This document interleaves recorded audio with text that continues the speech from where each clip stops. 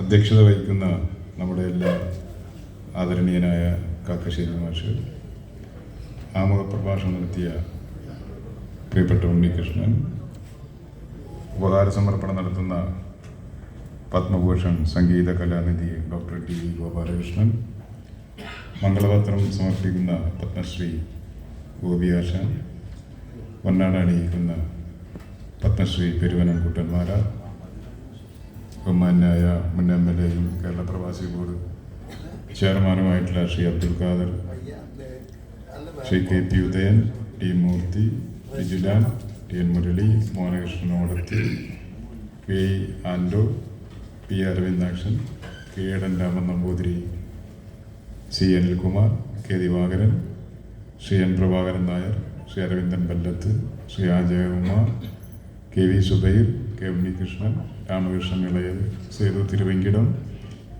Ramanath Iyer, Muhammad Yaseen, advocate Ravi Chenkath, OKR Manikandan ഉൾപ്പെടെ വേദിയിലെ ബഹുമാന്യരെ,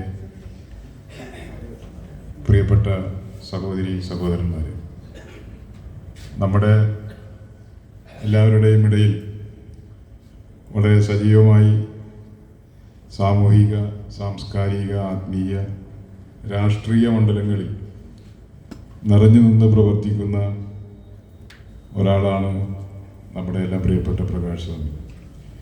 ഈ ആദരിക്കുന്നതിലൂടെ പ്രകാശ് സ്വാമി ഒരു വയസ്സനാക്കാനുള്ള ഒരു ശ്രമമുണ്ടോ എന്നൊരു ഭയം എനിക്കുണ്ട്. അദ്ദേഹം 60 വയസ്സുണ്ടെങ്കിൽ ഇവിടെ സൂചിപ്പിച്ചതുപോലെ ഒരു 16 വയസ്സുകാരൻ്റെ ചുറുചുറുക്കോടെ പ്രവർത്തിക്കുന്നത്. മാത്രമല്ല, ഒരു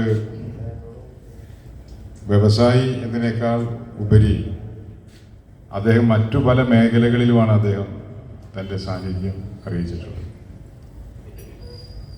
മമ്മിയൂർ ക്ഷേത്രം ദേവസ്വത്തിൻ്റെ ചെയർമാൻ എന്ന നിലയിൽ തുടർച്ചയായി അദ്ദേഹം 4 ടേം ആ ചുമതല നിർവഹിച്ചുകൊണ്ടിരിക്കുകയാണ്. അത് തന്നെ